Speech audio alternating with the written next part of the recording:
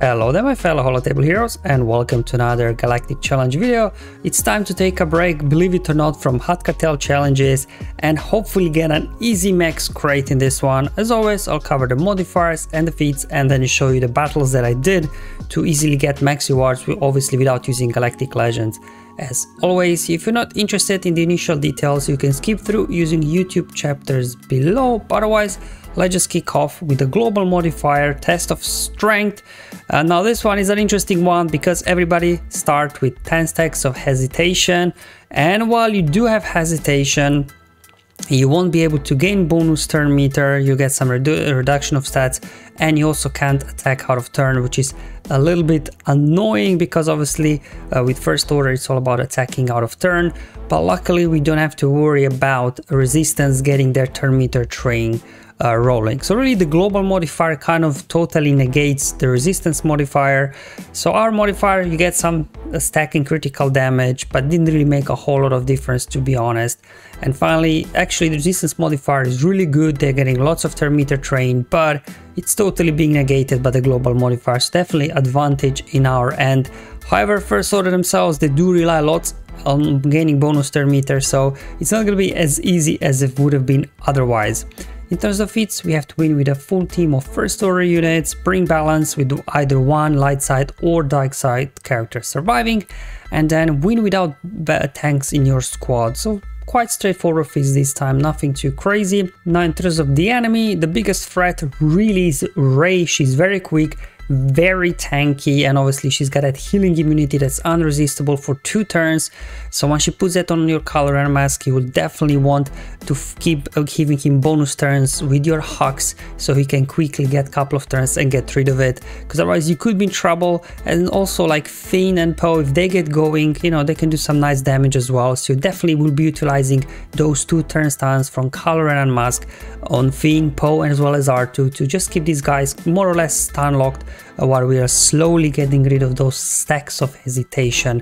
So every time you use a special ability, you lose it, and then you can finally start gaining bonus turn meter and attacking out of turn. And obviously if you got Supreme Caloran, this would be very easy. There's obviously a case for, you know, doing either Hux or Caloran and Mask lead. I tried both, but just seems for me personally Caloran and Mask work better because of extra plus 30 speed you get from his leadership. And on top of all as well, you get some health and protection recovery as well whenever you gain any status effect. So as soon as you shake off that healing immunity from Rey, your Cal will be able to start healing up, which is very nice. In terms of mods, I didn't remod these guys, these are just the mods I have on them at all times. So there's definitely room for improvement here, but it was more than enough to get these guys going. The reason why I'm bringing here Executioner is because his special attack removes turn meter. Remember, we can't gain bonus turn meter for most of the battle, so actually the way we can keep these guys under control is by removing their turn meter. So that's the overall idea, because Sith Trooper, you know, he can't assist, so he won't really be all that useful, I think, in this particular case. Then we got Hux here. I do have quite good speed on him actually, so he's a key component here with his special ability here. So whenever he's got advantage, then you can reset cooldowns on your allies, which is good because remember, the more special abilities we use, the more we shake off those stacks of hesitation, and on top of it all, it gives bonus turn, not bonus turn meter. So again, you can get Kylo and Mask quickly going so you can shake off the healing immunity. Moving on to the next squad member, OG Kylo. I do have just some speed on him again, room for improvement here. The good thing about him is that he's resetting his own cooldowns by himself, so you can just keep spamming special. So he most likely will be one of the first ones to lose all those stacks of hesitation, so he can start gaining a bonus turn meter and assisting. And first order officer as well, good some speed on him there, and he's great because his spinning shot not only can remove turn meter from the target enemy but also reduce cooldowns. So as you can see, lots of abilities here for reducing cooldowns, some turn meter removal, so we can keep these guys under control. Alright, so let's go into the battle now and let me show you how this one will go. Alright, so what you want to do first, we get a turn now with Hux. We will give bonus turn over to Color and Mask, so we can now stun Finn for 2 turns. this is unresistable. And then we can go ahead, use spinning shot. Unfortunately, wasn't able to remove turn meter, they resisted. An AoE with Kylo. Let's see if we can remove turn meter with Executioner. Perfect. Keep spamming those AoEs with Kylo again. There we go. Let's go ahead now and dispel all the buffs from the enemies. We do have now obviously that healing immunity on Kylo Ren and Mask. Unfortunately, First Order Officer's ability gives bonus turn meter, not bonus turn, but at least I put tenacity up on him, so obviously he can resist some of those debuffs. Then let's go ahead stun Poe as well. He can actually do a big hit now, especially we have got healing immunity on our own Kylo. Again, using pinning shot, removing turn meter from Finn, reducing cooldowns. Keep doing those AOs with OG Kylo whenever you can. Again, let's do that. That did nothing because we can't attack out of turn with hugs, but remember we have to keep spamming specials to get rid of stacks of hesitation. Finally she shook off the healing immunity from Kylo Ren and Mask, so he'll be able to heal up now whenever he's hit. He's getting debuffed and then he'll be healing up because of that.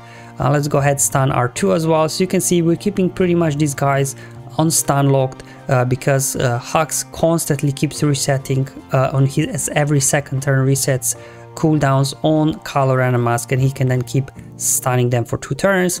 Got Finn down, so you know their most damage output is gone now. They again put now healing immunity over on my Kylo, so again putting bonus turns there with hugs on him, so he'll quickly get his second turn so he can shake off that healing immunity, and then we should be good to go. Let's go ahead stunning R2 there so he doesn't stun one of our guys or put smoke screen up. And that's pretty much now here. We just have to defeat now Poe, and with Poe gone, they've got no damage really on their end. Already got now 3 of my guys there. They shook off all the stacks of hesitation, so they can now start gaining bonus turn meter, start assisting. I again have healing immunity there on my Kylo Ren and Mask, but even at this point, if I would lose him, probably, you know, these guys now that they don't have stacks of hesitation, they'll be able to carry this battle. There we go, got Kylo Ren Mask again, lost that healing immunity by constantly feeding bonus turns over with Hux. And also Kylo Ren Mask now can gain bonus turn meter. Now we're just down to Rey, and this is going to be pretty much over now. As you can see, Rey, she's very durable, very tanky, but eventually you do get through her. Obviously she's got 40% chance to cleanse of the debuffs from herself. Sometimes when you do stun her, she cleanses straight away and it looks like you didn't land a stun. But anyway, we got these guys down.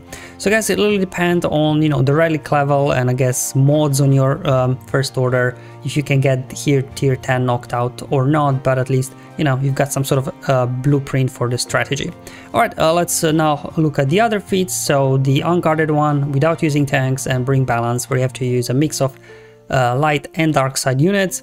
I'm gonna go with CLS here. I'm not using 3PO and Chewie because remember we can't assist, so he won't do a whole lot.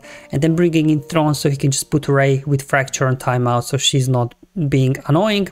Anyway, we're going after Rey. She cleansed off the stun there from Han. Let's go ahead, fracture her, and then we'll just try and gun down here Finn, push back his turn meter. I know we're not gonna get assists here, but you know, getting stacks of translation on your guys spreading is good, because then C-3PO's basic can then reduce their cooldowns once they do have 3 stacks of translation, and if they can keep using special abilities, they can shake off stacks of hesitation at some point. But you know, the good thing about it is stacks of hesitation, they will not prevent counterattacks though, so they just prevent assists. So at least, you know, we can get some counterattacks here from our guys. Just keep going after Finn, as mentioned before, just get him down. He's really the main threat here. You don't want him spreading inspiration onto Poe, and then Poe can spread inspiration on other guys. Definitely don't want to do that. Let's go ahead, finish Finn, see if we can get a stun, or even better, a defeat their Poe. And at this point, we got things under control. Reapply that fracture on Rey, going after BB-8 next, and now we just have to whittle down Rey again applying that fracture on her, so she can't really do much, and Han's basic there can't be evaded, so he doesn't care about the foresight on Rey at all. So there we go, that's how I completed here the remaining 2 feats with CLS and Thrawn. So I've got another option, again, probably plenty of teams that can do this, just a couple of teams I quickly tried. because we can't gain bonus turn meter, obviously Palpatine lead won't do a whole lot. So instead, again, I'm going with the lead that can remove turn meter. So with Vader lead, obviously all the Sith and Empire allies get 50% chance to remove some turn meter, and then bringing Hermit Yoda for the light side unit, obviously. And then, you know, we got lots of fear between Bastille and Revan, we got Fracture, so these guys won't really be able to do a whole lot. Let's go ahead, enter Merciless.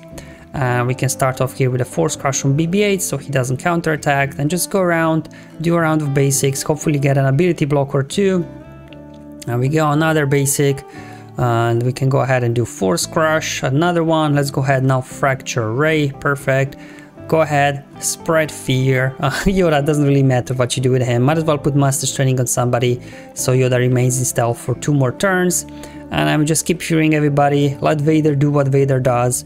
Thrawn keeps Fracture over on Rey, and Vader eventually just gets everybody down with his Culling Blade. And this is pretty much over. It's definitely a very quick and easy team here without using tanks, and obviously bringing balance to the Force.